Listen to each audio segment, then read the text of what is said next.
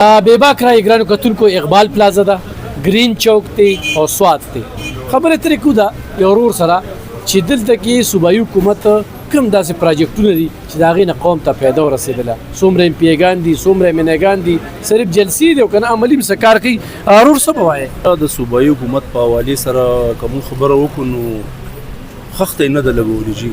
دا 14 کال دی.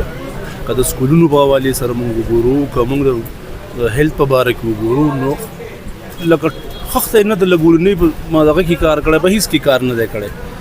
موږ خو دې په خپله خدای شته موږ دې خفه یو.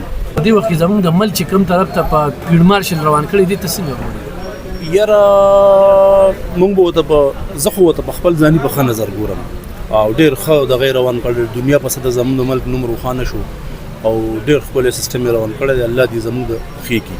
عمده خلک په 2018 کې وي فوج ښه دي او په 2026 کې وي فوج نه دی ښه. دا ولې؟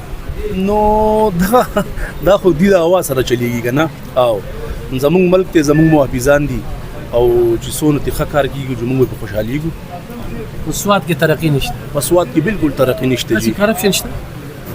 د حد نه بهر دی جي، د حد نه بهر دی. زموږ خپل ایم پی ایس دی دلته کې PK6 هغه اول څنګه و، اوس تاسو وګورئ اوس څنګه دی. انصاف شته؟ انصاف نشته جي، تعلیم نشته، صحت نشته، هیڅ هم نشته.